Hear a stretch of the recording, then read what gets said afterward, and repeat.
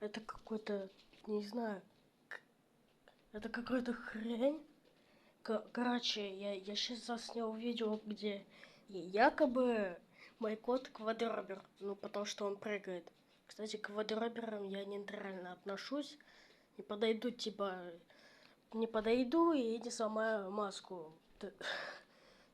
То тупо буду смотреть, и если они будут рядом со мной прыгать, я их отшугивать буду. Короче, сейчас мой кот мяукает.